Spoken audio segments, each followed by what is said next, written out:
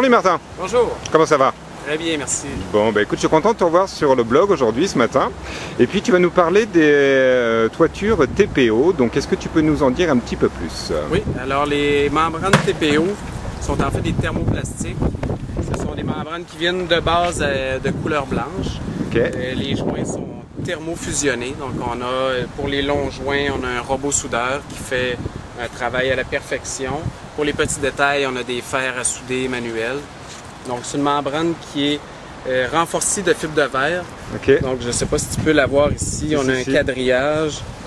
On utilise de façon standard une membrane d'une épaisseur de 60 millièmes de pouce. D'accord. Souvent on va l'installer par-dessus un panneau comme ici, qui est un panneau de polyisocyanurate. C'est comme un uréthane haute densité. Okay. Donc c'est un panneau très rigide.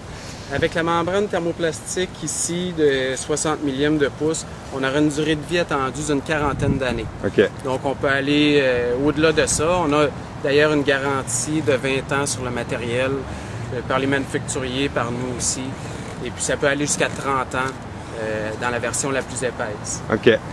Donc aussi au niveau des coûts, elle est très compétitive. Souvent on va aller pas mal chercher le même coût qu'une toiture asphalte et gravier. D'accord, donc ça coûte à peu près le même prix qu'une toiture standard à l'asphalte et gravier. C'est très variable là, Okay. selon les entrepreneurs, selon les détails sur le toit. Ok.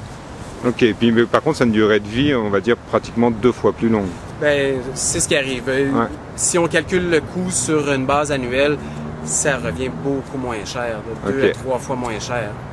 En raison de la durée de vie. Là. Ok. Et puis je suppose que pour l'entretien, c'est très facile vu que c'est une membrane. C'est peut-être juste une fois par an aller sur le toit et puis vérifier s'il y a pas, il y a quoi à vérifier. Le seul entretien qu'il y aurait à faire, ce serait d'aller nettoyer les débris accumulés alentour du drain. Ok. Donc c'est vraiment très minime. La membrane peut être lavée si la réflectivité est très importante. Okay. C'est clair que ça reste pas blanc écarlate très longtemps là, avec la pollution, la poussière.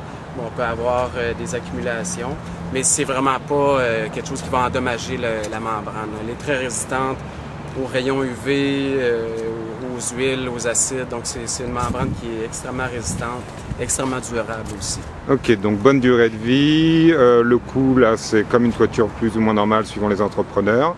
Et puis tu nous as expliqué comment c'était fait. Donc on en a appris aujourd'hui beaucoup plus sur ce type de toiture, ce type de membrane. Je vais juste faire, regarde, pour juste la fin, on voit là le toit là qui est en train d'être travaillé. Et puis là, on est presque ici, là où on filmait, sur quelque chose qui est pratiquement fini. Donc on voit le résultat, le fini ici, le rendu final. Bon, bah Louis Martin, je te remercie d'être venu sur le blog. Il n'y a pas de Et quoi. puis on se dit à une prochaine fois.